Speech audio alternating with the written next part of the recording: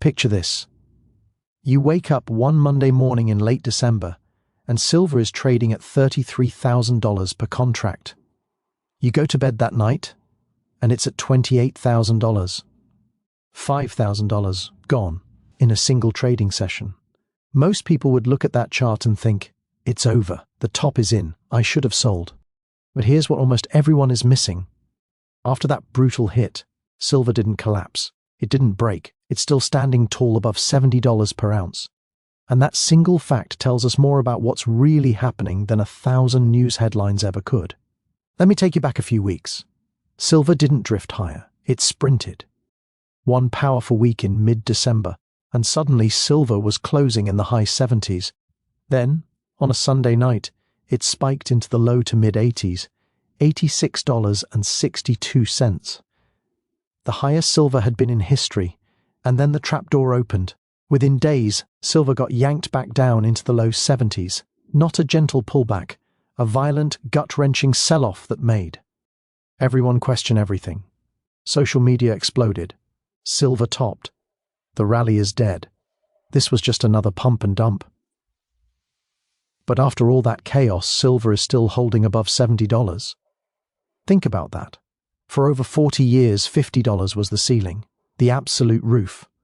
And now, after getting slammed harder than it's been hit in years, silver is casually hanging out $20 above that old ceiling.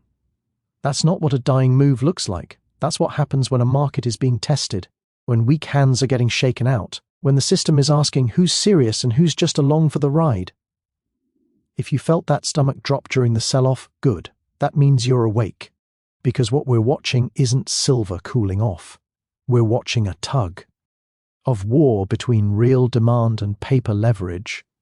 And the rope just snapped a few weak hands right off the team. Let's talk about what actually happened behind the scenes. This wasn't investors suddenly changing their minds. This was mechanical. This was the casino changing the rules mid-game. When you trade silver futures, you're not buying actual silver. You're buying a contract that gives you exposure to silver's price movements. And here's the kicker. You don't need the full value. You just need a deposit, called margin. It's like renting exposure instead of buying it outright. One silver contract represents 5,000 ounces. At $80 per ounce, that's $400,000 worth of silver. But you might only need to put up $22,000. That's leverage. Now imagine you're in that trade. Silver's ripping higher. Life is great. Then, December 23rd, the CME Group announces they're raising margin requirements. Your $22,000 deposit now needs to be $24,200. That's a 10% increase overnight. You scramble. You add more cash. 3 days later, December 26th, another announcement. Margins are going up again. Now you need $25,000 per contract. Another 14% jump. Now you've got a choice. Either wire more money immediately or get liquidated. Forced out, your position gets closed whether you like it or not. And when thousands of traders face that exact same choice at the exact same time, they sell. Not because they think silver is going down long term, not because fundamentals changed, but because they don't have the cash to meet the new requirements. That's why the sell-off low oaked like a cliff. It wasn't normal selling driven by fear, it was forced liquidation. Mechanical selling driven by margin calls, not market sentiment. The CME has done this before. In 1980, Silver Rule 7 killed the Hunt brothers' corner. In 2011, they raised margins 5 times in 9 days, and silver crashed from nearly 50 down to 30. Here's what's critical. Margin increases don't NGE the long-term trend. They don't change supply and demand. What they change is who gets to stay in the trade. They kick out the gamblers, the over-leveraged speculators, and for anyone not overextended, these forced liquidation events create opportunity, because the underlying story didn't change one bit. Let me tell you about a number that haunted silver traders for over 40 years. $50 per ounce. That number was a psychological prison, a graveyard where every rally went to die, a ceiling so strong that generations learned silver doesn't stay above 50. In January 1980, Silver spiked to $49.45 during the Hunt Brothers corner, then crashed. For 3 decades, it languished as low as $4 in the early 2000s. Then came 2011, another rally. Silver climbed too, $48.70 in April, so close to 50. And then it failed. By September, back in the 20s. By 2015, in the teens. The lesson seemed clear. 50 is where rallies die. Fast forward to October 2025.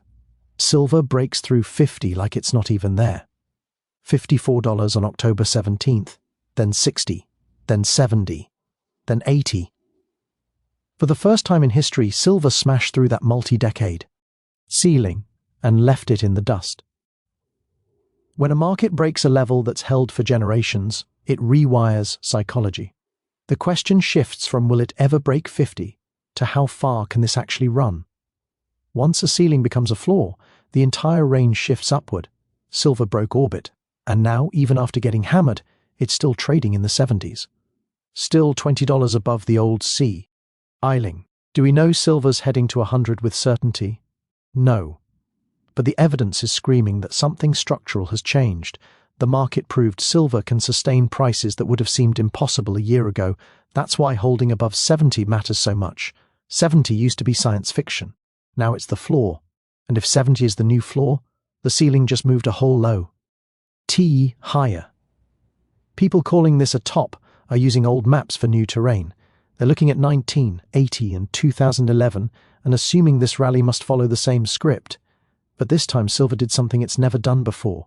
It broke out of a 40-year range and held. That's fact. And facts should change our thinking. Here's something bizarre. While silver was doing backflips, making history and bria, king records, silver mining stocks barely moved. The metal ran over 150%. It made all-time highs. And the companies that dig the metal, they shrugged. The best junior mining ETFs returned around 178% in 2025. That sounds great until you realize the metal itself was up 148%. Mining stocks, supposed leveraged plays on the metal, barely outperformed. At the end of bull markets, mining stocks go insane. They go vertical. Everyone piles in because the story is easy and charts look like rockets. That's the top signal. But that's not happening now. The metal is making historic moves, and miners are just kind of there. Some are trading 20% below their 52-week highs, even though silver is near all-time highs. Hat disconnect is not normal at the end of a cycle. What does it mean? Disbelief. The crowd hasn't shown up yet. Capital hasn't fully rotated, and disbelief is fuel. You're in a building smelling smoke, but everyone's arguing whether there's actually a fire. That's where we are with silver miners. Mining stocks are earnings amplifiers. When silver goes up 10%, mining profits might go up 30, 50, even 80% depending on cost structure. That's operating leverage. We're heading into an earnings season where these companies will report jaw-dropping numbers. Fresnilo's earnings estimates jumped 380% year over year. Hekla is expected to grow 50% in 2026. When those numbers hit, when regular investors see mining companies reporting BLO, sakebuster earnings and paying dividends, that's when the narrative changes. That's when analysts who called this rally a bubble suddenly discover the trade. The metal moves first, miners lag, disbelief persists, then suddenly the dam breaks, capital floods in, miners go parabolic, and everyone who waited for confirmation buys at prices that would have seemed ridiculous months earlier. That lag is a warning sign. It's a signal. The crowd hasn't arrived yet, and when everyone rushes through the door at once, prices don't rise gently. They jump. Let's talk about why this is happening. There are two massive forces working here, and when they combine, they create the kind of pressure that breaks things. Force number one, currency confidence erosion. Not dollar collapse or hyperinflate. Ion. This is subtler. A slow leak that turns into a flood when nobody patches it. Central banks worldwide have been printing money. Government debt keeps climbing, and the people who run the system have been quietly buying gold at a pace we haven't seen in decades. When the people who print money start hedging with hard assets, that should tell you something. They're not panicking. They're just quietly, steadily buying metal. That behavior reveals what they're really worried about. People run to gold and silver when they start doubting paper promises. When they look at the debt mountain and think, maybe I should own something they can't print more of. Force number 2, industrial demand. Silver isn't just a shiny rock, it's an ingredient in technology that runs modern life. Your pH, LUN, laptop, car, home. Solar panels, electric vehicles, 5G infrastructure, medical equipment. And the world is using more every year. Solar panels require 20 to 30 grams per module. The solar industry consumed over 100 million ounces in 2024, and that number keeps growing. Electric vehicles use up to 10 times more silver than traditional cars. This isn't speculation, this is Phi. 6. You can't build these things without silver, so you've got monetary demand pulling from one side and industrial demand from the other. These forces don't usually hit simultaneously, but right now they are. When people question paper currency and the world needs more physical silver for technology, price stops acting polite. It gets jumpy. The recent crash wasn't the market voting against silver. It was the system trying to calm a market moving too fast because of real underlying pressure. And here's the thing about pressure. You can suppress it for a while. Raise margins. Shake out weak hands. Make the chart look scary. But you can't make the pressure disappear. If the world genuinely needs more silver, and people want to own it as a hedge, that pressure doesn't go away. It DS back up, quietly, steadily, until it breaks through again. Let's talk about what happened after the crash. Because this is where most people get the story wrong. When silver got slammed from the mid-80s to the low 70s, the reaction was predictable. Silver topped. It's going back to 50. The bears came out like it was feeding time. But they missed something crucial. Silver D. It didn't collapse back under 50. It didn't even test 60. After one of the most violent sell-offs in years, silver found support in the low 70s and held. If you understand market structure, that's a massive signal. When false breakouts happen, price pops above resistance, gets everyone excited, then crashes right back below. It humiliates breakout buyers. The level that got broken RESA. TS its dominance. But that's not what's happening. Silver broke 50, ran to 86, and even after getting punched in the gut, it's still above 70. That's not a failed breakout. That's a tested breakout. Imagine building a skyscraper. You don't pour the foundation and immediately build the 100th floor. You test it, stress it, make sure it can handle the weight. Markets do the same. After big moves up, they need to build a platform, shake out weak hands, prove the new level can hold under pressure. And pressure is exactly what we just got. The market threw everything at silver, margin hikes, forced liquidations, fear, panic, and silver held above 70. That's not weakness. That's strength being forged in real time.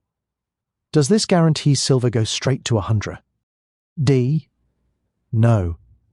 There could be more volatility, another test of support, weeks of choppy action, but until silver fails to hold key levels, until it breaks back under this range, the burden of proof is on people calling this a top. The structure has fundamentally changed. Old resistance becomes new support. That's one of the oldest rules in technical analysis. 50 used to be the ceiling. Now it's ANSI. NT history. 70 is the new floor. Let's zoom out and look at gold, because gold and silver don't move in isolation. Gold had a historic year in 2025. It rallied 66%, closing around $4,300. That's the best performance since 1979. And here's what's important. While silver was getting whipped around, gold held relatively steady. It dipped, but it didn't call. Apps. Think of gold as the big ship and silver as the speedboat. The ship moves slowly and steadily. The speedboat can bounce around, get tossed by waves, zip ahead, fall behind, but it's generally headed in the same direction as the ship. If the ship suddenly reversed course, if gold had broken down and crashed, that would be a problem for silver. That would suggest the whole precious metals TR-ADE was falling apart, but that didn't happen. Gold dipped and held. It's still near all-time highs, still in a strong uptrend. The ship is still moving forward. And that means silver's volatility isn't signaling the precious metals bull market is dead. It's just the speedboat getting tossed by some waves while the ship keeps cruising. There's another piece, central bank buying. Throughout 2024 and 2025, central banks were aggressive buyers of gold. Month after month. When central banks buy gold, they're hedging systemic risk, diversifying away from dollar reserves, preparing for a world where currency confidence becomes an issue. When the people who print money start hoarding the one asset they can't print, that's a signal. Silver doesn't need central banks to move, but it does need the broader precious metals narrative to stay intact. And as long as gold is holding strong, as long as the big ship is cruising forward, silver has room to run. Here's something most people aren't talking about. Silver isn't the only metal that's been going crazy. Platinum has been moving, palladium has been moving, copper pushed to extreme highs, multiple industrial and precious metals making big moves simultaneously. When one asset goes parabolic alone, you can call it a bubble. But when multiple unrelated metals start moving together, that's not a bubble. That's a repricing event. That's the market telling us something about the measuring stick itself. And the measuring stick is currency. If you're holding a ruler that's shrunk, everything you measure seems bigger. The problem isn't with what you're measuring. It's with the ruler. That's what's happening. It's not that silver suddenly became more valuable. It's that the currencies we're measuring against are losing purchasing power. This is macro liquidity shifting, inflation showing up in real asset prices, the cost of physical stuff going up across the board. That's not a one-asset story. That's system-wide repricing. That's what happens when governments print trillions, when central banks hold rates below inflation, when the only way out is to devalue currency. The coordinated move across multiple metals tells us this isn't just silver getting hyped by Reddit traders. This is institutions repositioning, smart money, quietly rotating into real assets. When you see that kind of broad-based move, it gives you confidence that what's happening in silver isn't fake. It's part of a larger trend. This isn't just a silver story, it's a monetary story about what happens when trust in paper starts to crack, and people remember that real things have real value. Now let's talk about why mining stocks are the real opportunity. If you understand leverage, this is where the big money gets made. Imagine a silver mining company has costs of $20 per ounce. When silver is at $30, they make $10 per ounce profit. Now silver doubles to $60. Did their profit double? No. Costs stayed roughly the same, still around $20. But now they're selling for $60. That's $40 per ounce profit. Profit didn't double. It quadrupled. That's operating leverage. When silver goes from 30 to 75, costs might creep to 25. But profit goes from $10 to $50 per ounce. That's 500% profit increase from 150% metal price increase. This is why mining stocks are supposed to vastly outperform the metal during bull markets. And why the current disconnect is so interesting. We're heading into an earnings season where ESE companies will report numbers that shock people who haven't been paying attention. Analysts have already started revising estimates.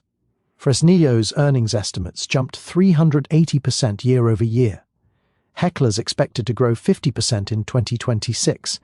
When those earnings reports hit, when regular investors see mining companies reporting record profits and paying dividends, the narrative changes fast. Suddenly, analysts who called this a bubble start recommending mining stocks. Suddenly, the trade becomes obvious to everyone. And that's when things get dangerous for shorts and exciting for early investors. When the crowd shows up and capital rotates into miners, these thinly traded stocks see huge moves. We've seen this movie before. The metal moves first. Miners lag. Eve. Ryan says the trade doesn't work. Then suddenly miners wake up. They don't catch up gradually, they catch up violently. 6 months from now, people will ask, how did I miss that? The answer, they didn't believe. They waited for confirmation. They wanted the trade to be obvious. But by the time a trade is obvious to everyone, the easy money has been made. Let me tell you about the most expense. I've mistake people make in bull markets.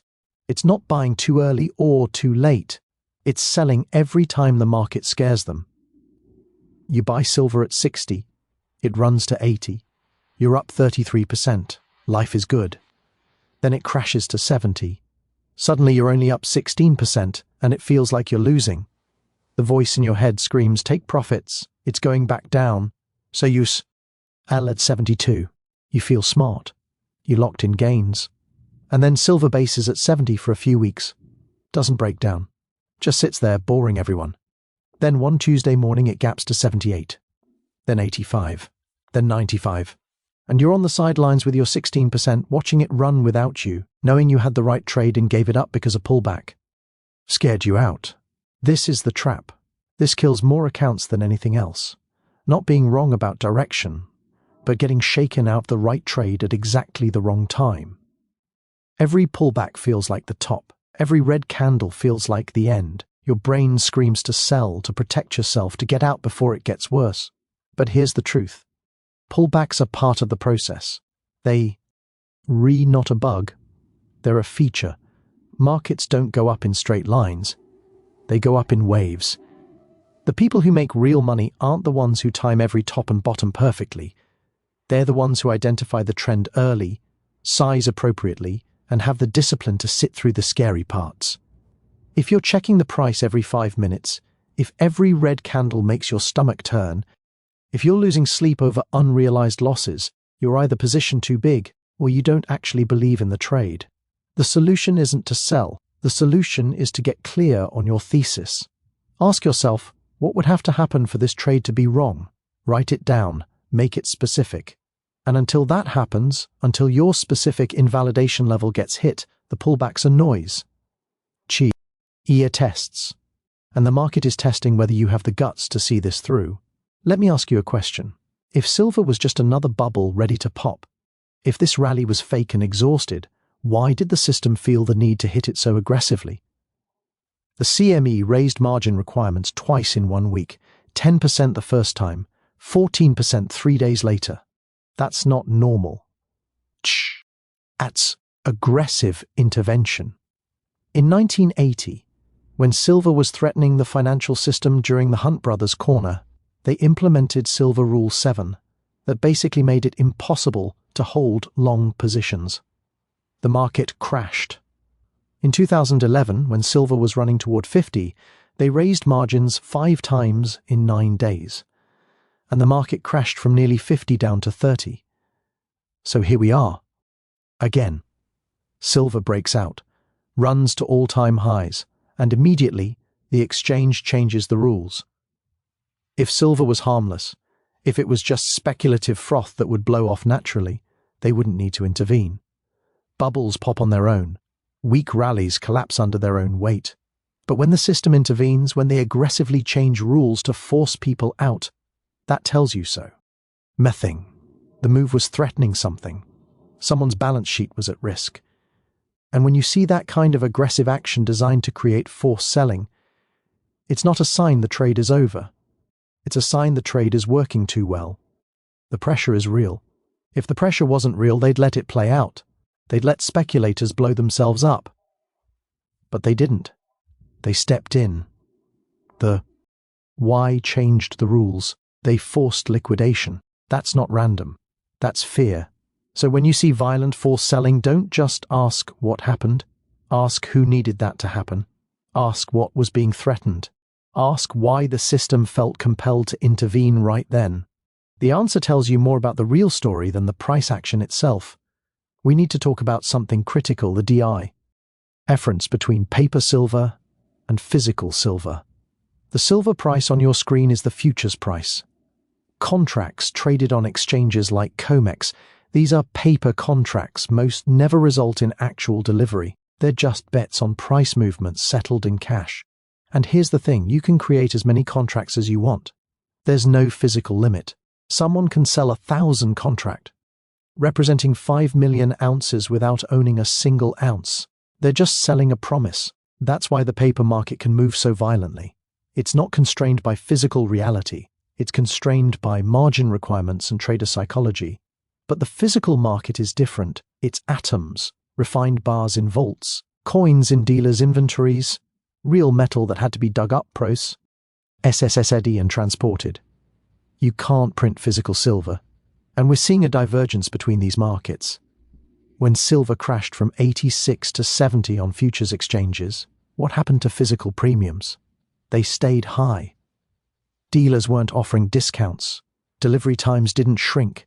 Out-of-stock banners didn't disappear. In Shanghai, physical silver was trading at significant PR. Emiums to the COMEX price. That's a signal. The real metal isn't as cheap as the screen suggests.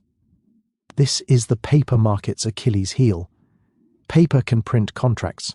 Refiners can't print atoms. And if demand for physical metal stays firm, while paper traders get flushed out, the imbalance grows. Eventually that imbalance has to resolve, and when it does, the resolution tends to be violent. Beck. Or at some point, someone holding a paper contract will stand for delivery. They'll say, I don't want cash, I want the actual metal. And if there's not enough physical metal available to satisfy all the paper claims, that's when things get interesting. That's when prices gap. That's when the paper market loses control. So when you see the paper price getting slammed, don't just look at the C. Heart. Look at physical premiums. Look at delivery times. Look at dealer inventories.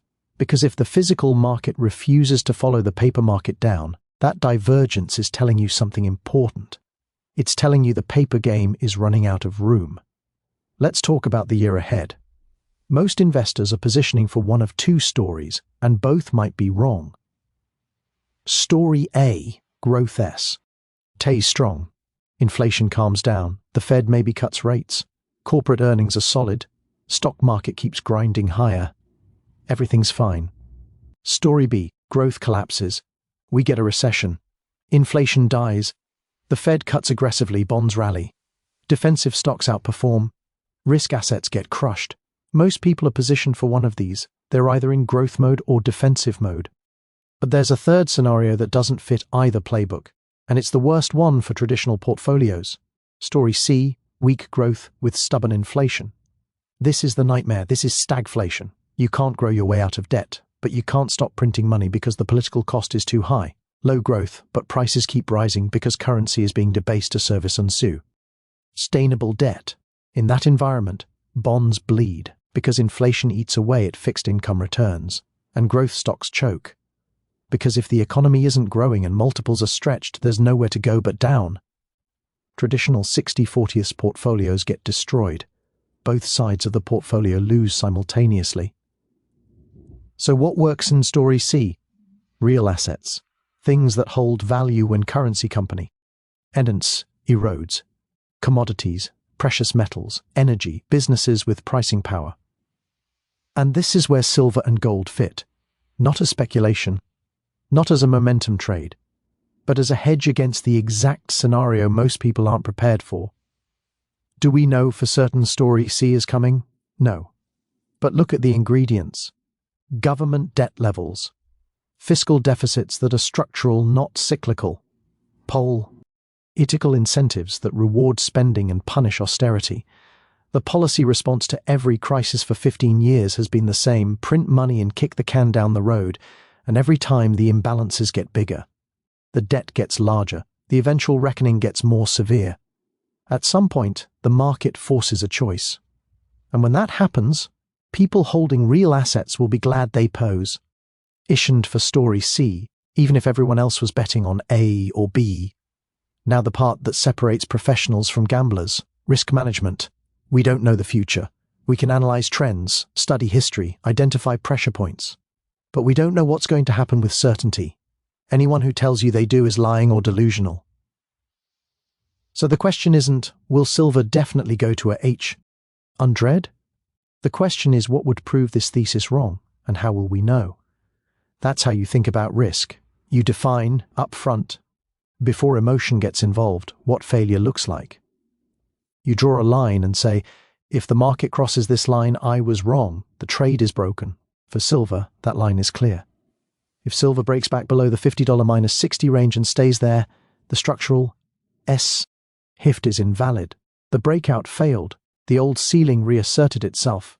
Until that happens, volatility is noise. Pullbacks are tests. Red candles are the market trying to scare you out of a trade that still has structural support. But if silver closes below 50 and holds there for multiple weeks, that's different. That's the market telling us we read it wrong. And at that point, ego doesn't matter. What matters is preserving capital. That's the discipline. That's what keeps you in the game long enough to catch the big moves. Position sizing matters too. Even with the right thesis, if you're sized too big, one bad week and blow you out before it has time to work. A good rule: never risk more than you can afford to lose without it affecting your life or sleep. If you're checking prices every 5 minutes, if you're stressed about every tick, you're positioned too big. Cut your size in half and watch how much clearer your thinking becomes. Risk management isn't about avoiding risk. It's about taking calculated RI. SKs with defined downside. Knowing before you enter exactly where you'll admit you're wrong and exactly how much you're willing to lose. If you can't define those things, you're not investing, you're gambling.